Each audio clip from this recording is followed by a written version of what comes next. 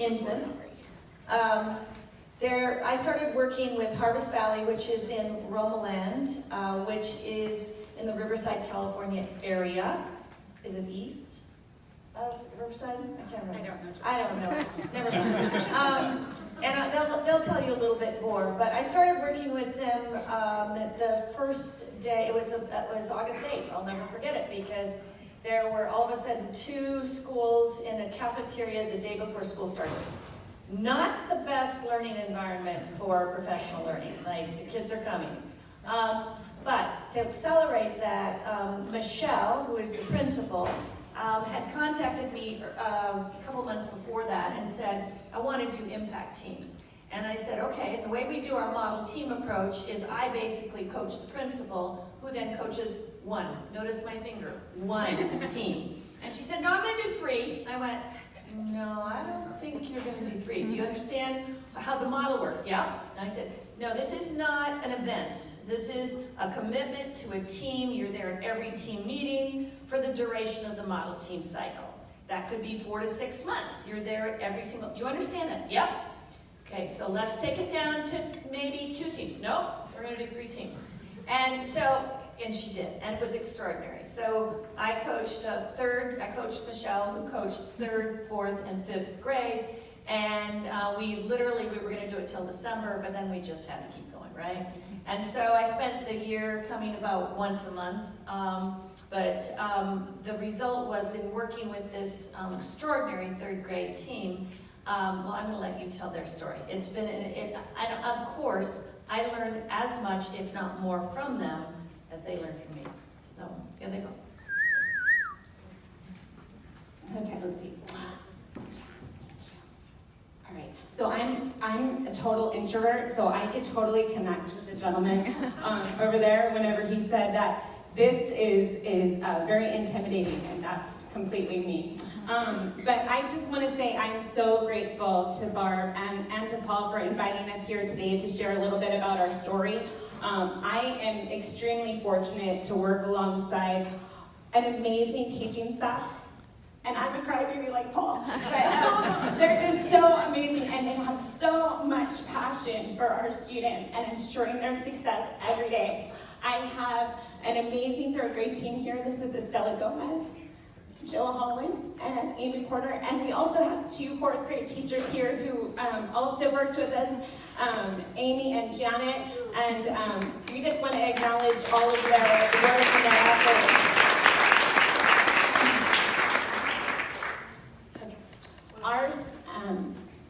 Our school is located in a rural and urban environment. So our school is actually surrounded by farm fields. So at the beginning of the year, depending on what they've planted in the fields, we get to deal with all kinds of different critters. But you can drive anywhere about 15 minutes and be in a city. So that kind of helps you to understand the diversity of our school and our community. We're located in Menifee, California, but we are the Romaland School District, so sometimes we also get confused with Menifee School District, but we have our own.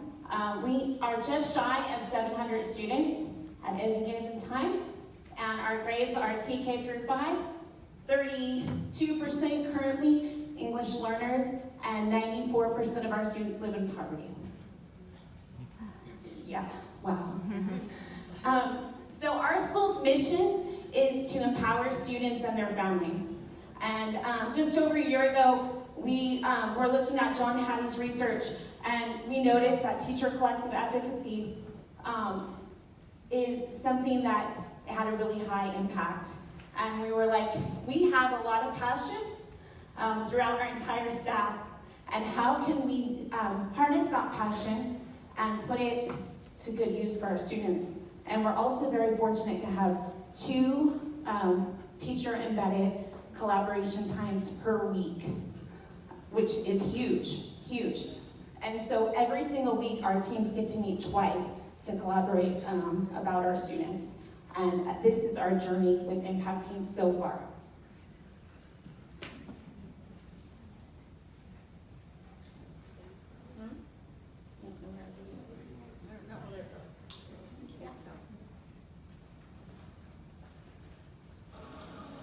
All right, so we're at our Impact TV. This is third grade.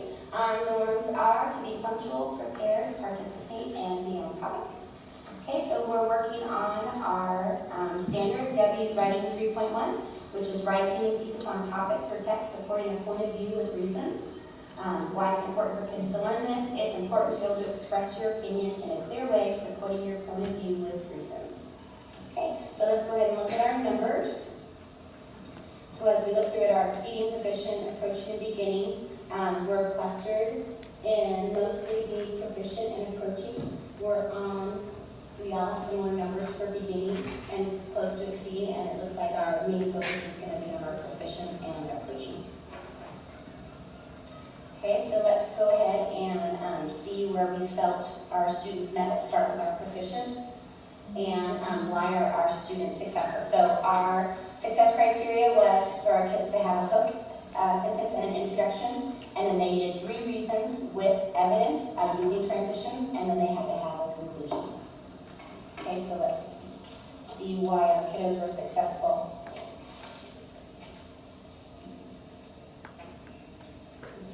I'll start. It says, I wrote down here with mine, it knew the structure. So they were able to use the structure. They knew, I gave them a graphic organizer, I think we all did, but I think they knew the process of the graphic organizer and how to transfer those ideas from the graphic organizer to their paragraph. You can tell they were very familiar with the structure. They were comfortable with the structure of putting it together. So they were able to use their tools. So yes, definitely able to use their tools. I put on there, they had 3 strong reasons with evidence. Yes. Yeah, these ones all support the reasons that I thought mine too had stronger conclusions than my the exceeding or the approach in the beginning. Their conclusions didn't just change one word. They really thought about why they had proved their point. For mine, I think these kiddos actually got the hook and the topic sentence. They actually put those together what we asked for. So it's clear to bind it into one sentence. So they had 2 sentences, but this group would actually give me both. It was clear. Their hook was good, their grab was good, and then their opinion was clear.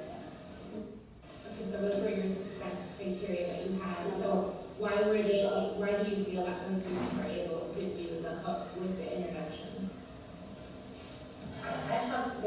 So it's the repetition. We used it before, we modeled it, we've done it in class. So they were able to use it in the tools, and then I have posters around the room where this was independent, and they were able to use their surroundings to grab on.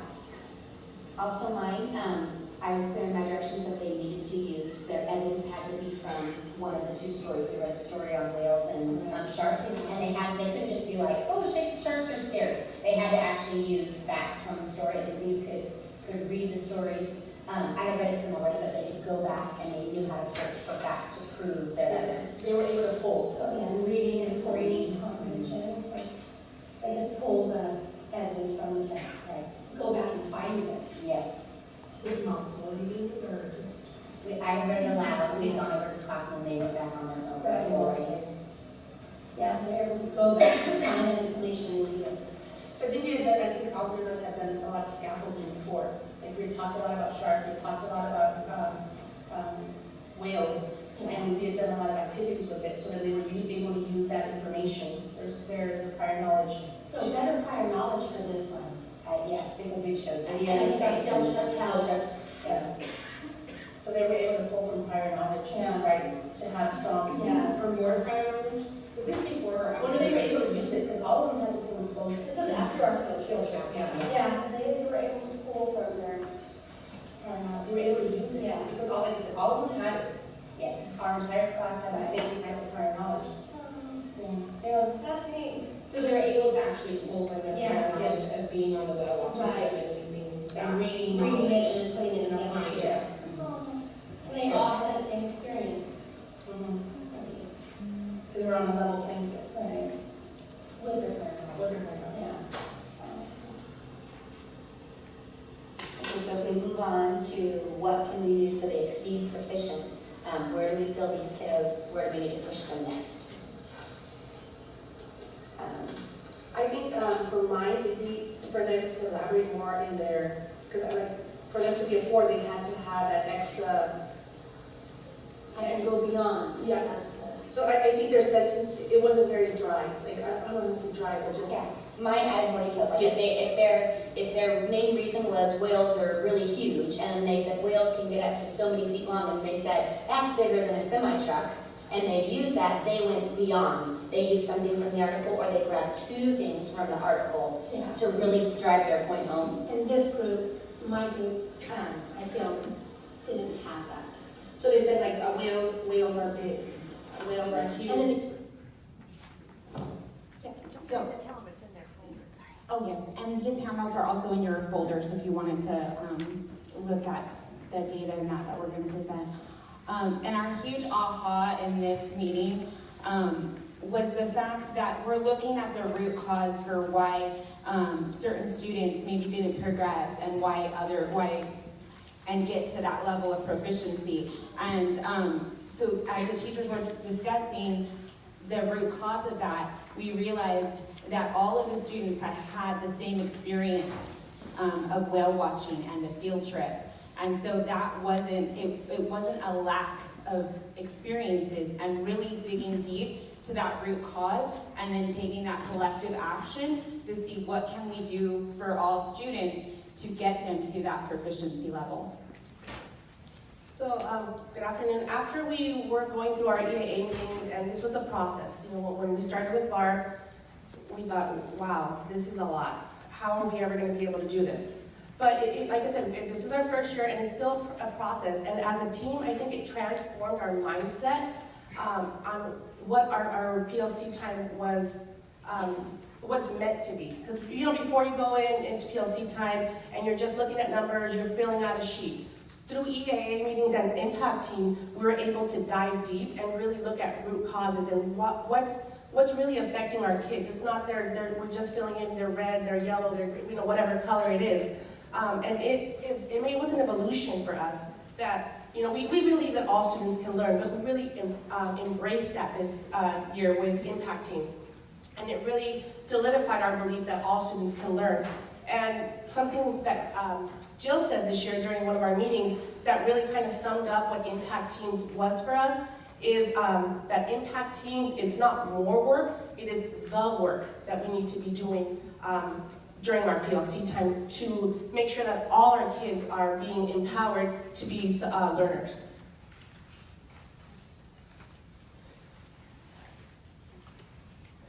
So in your handout, you have these some samples of our EAA meeting protocol, what our numbers were. We were able to analyze our standards.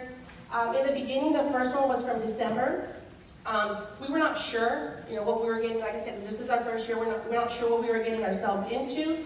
So we scaffold a lot for our students. We kind of made the assessments fit our students and not the standard. So as our impact teams evolved, we were finding the root cause. Why are these students not performing? It's not because they can't, it's not the can, it's what can we do as educators to help them, empower them to be able to reach those standards that we believe that they all can learn.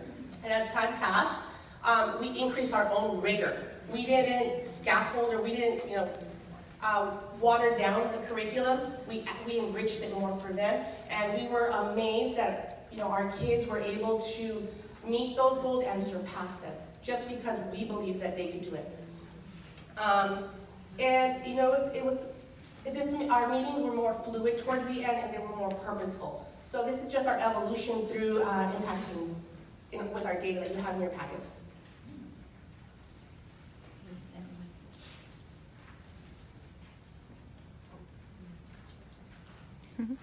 From our success criteria, we used it and we continued it with our writing continuum. And here you have, we added our expectation for I'm just learning, almost there, I got this, and then I can go beyond this. What we added to this, we added exemplars on the bottom. And we use this as a process that the students can go up and they can assess their own writing as they're in the process. And we made some changes because then we noticed that we needed to color code for the students so they can pick out from their success criteria, either what they had or what they were missing and what they needed to continue to move up the continuum.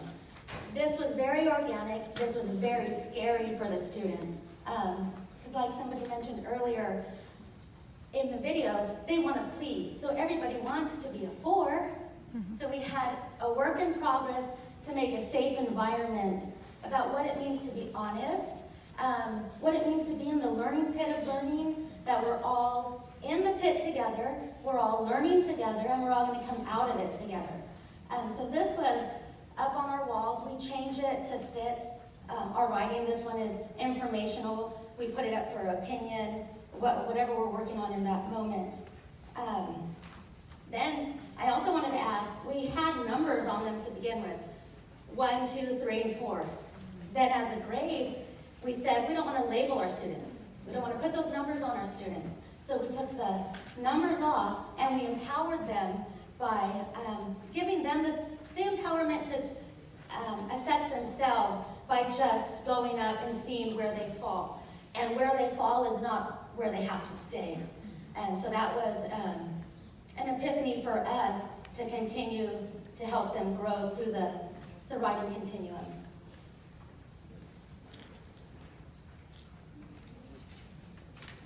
All right. Okay. So this is part of what we gave our students. So then when they did this, then they went to our last slide and they were able to put them where they felt they went. And this is in your packet too. Again, this was a learning progress for us in the beginning. We came up, it didn't look like this in our first one. Our first one, we had our success criteria up on our elbow. We told our kiddos what to expect. And then we had a little check-off sheet on a paper, and they just had a lined piece of paper. And we started there. The next time we were like, all right, I don't know if that was clear enough for them. A few of them struggled with the paper and where to put it, and did they check it off, and did they not? So we evolved with them. We came up with the one on the left. Our 4th grade team actually shared, and they were like, we put it all on one page, and we were like, oh, we love it, let's do it. So our kiddos then had their success criteria on their paper with their prompt, and they knew exactly how to get, I'm going to call it a 1, 2, 3, 4, but they have their terms up there, I got it, or I can go beyond. And then at our last meeting, we decided as a grade level, after some debate, because in your team you'll find that you become closer and you realize that it's safe to say, I don't really agree with that. What about if we try this? You have to be open to being honest and learning just like our kiddos do. We need feedback too, and all of us need a little bit of a push to try something we're uncomfortable with to try and get great results. So we said, hey, we don't want to put on there the 1 and 2. Our kids are overwhelmed with all of those success criteria checkoff boxes. So we went to just getting them the 3s and 4s because we want to push our kiddos. That's where we want them to be. So let's give them this expectations. And it was amazing. Our kiddos came back. They were like, I love the checkoff list. Why didn't I have this before? And we're like, yeah, from now on, we'll be giving you that, right? So the kids really enjoyed having, knowing what they needed to get in. I got this, and they know where to go put it in the bin. Or if they want to go beyond and push themselves, they knew exactly what we expected to be successful. So again, not only is it a learning progress for your kiddos, but you have to find what works for your students. If you have kids who are overwhelmed by too many words on their page, you need to modify it. We're in this to do what's going to be best for those students. So the last, I want to preface, this is one of my students. At the end of the year, we had gone in and talked about success criteria and what it is to be a learner. So I wanted to ask the students, how has success criteria helped you become a better learner? And I was pulling a few kids at a time and videoing them. But what I noticed is that everybody wanted to share. Everybody had something to say of how success criteria and how impact teams had impacted their own learning. So this student kind of embodied what it was in our classroom and in our journey. So this is one of my 3rd graders. This is how success criteria has affected him as a learner. How success criteria makes me a better person is that without it, I wouldn't even know that much things. When I enroll, I saw the differences in success criteria in my paper. I already saw the differences, but without it in my life yet, I was so failed at almost all the in my sentences. But when success criteria come to my life, I was so better, and my sentences grew better, longer, smarter, and intelligent again. So I was like so shocked how it helped me a lot and how it didn't. So yeah, that's true.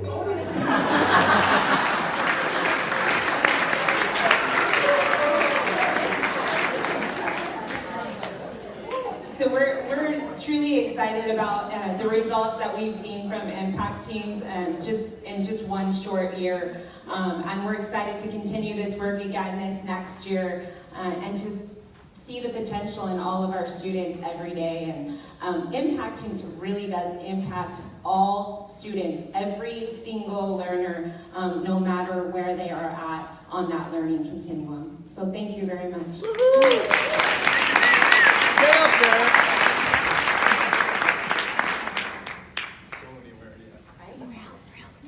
So let's provide some appreciative feedback, and I'll just start because I know how hard it is to stand up in front of a whole bunch of people, and I know that's not an easy thing to do, and you just did a rock star job. Okay, how about some other piece of appreciative feedback? I'll go. Thank you. Up here, like, where are my runners? So I want to say that. One sec. This is not really running. He doesn't run. Thank you. So I want to say kudos to all of you, principal and the teacher team. These guys. I want to say thank you to your principal and the teacher team and the fourth grade team as well. I wrote some notes for you. It's your first year, correct? You've done a marvelous job. I'll tell you why. At lunchtime, I asked, we have our own Dr. Lambo here, and I said to her, what's mindfulness, all right? And she said to me, intentionally collaborating, intentional awareness. And so as you were talking, I jotted down some notes for your feedback. I thought that this was mindfulness at its best. You removed the 1, 2, 3, 4, and there was a reason for doing that. In doing so, you provided motivation, you empowered students. They're not labeled by whether I'm 1, 2, 3, or 4, but what's my progress on the continuum for doing the work. And then you also moved from a rubric to a checklist, which provided for students a moment of self-assessment. It's, you heard him, he said when it came into my life. And the success criteria is essential. As a math principal, well, I did teach math at some point in my life, and I do supervise it now in an effort to reform. In creating that success criteria, that is so relevant for all of us. Because students need to know, what is it that I'm reaching for in this lesson, and how will I know whether I've achieved these goals or not? So kudos to all of you. This is mindfulness. Very well thought out, very mindful, very thoughtful in the approach. Well done.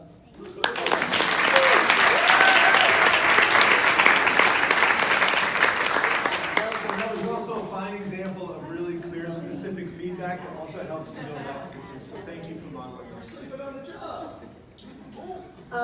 When we saw that you got rid of the approaching and the below standards, we really liked that. We actually all stopped and were like, oh, look at this. Because sometimes there are kids who will just work toward those lower parts because they're like, I can't do this. So this kind of tricks them into thinking that that's where they're going to be when it's a 3. So we like that.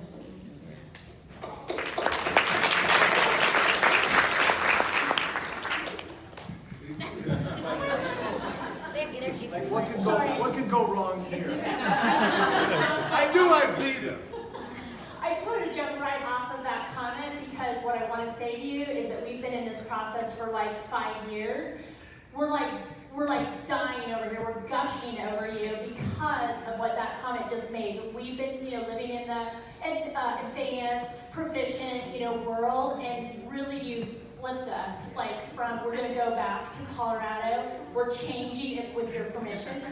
We're changing our categories because we think it's brilliant. So thank you.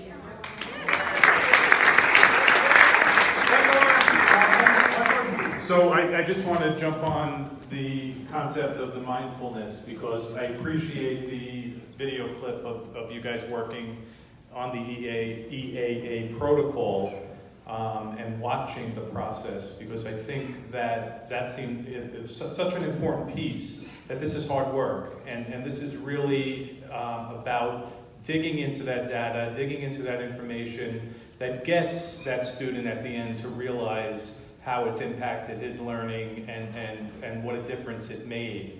And thinking about when we sit down and think of the evidence we're gathering, the analysis we're making, we usually miss that action step. That what do we do now? What do we do now for each individual student? So I appreciate your commitment to that work within those impact teams and spending that time to really impact all your students. So thank you.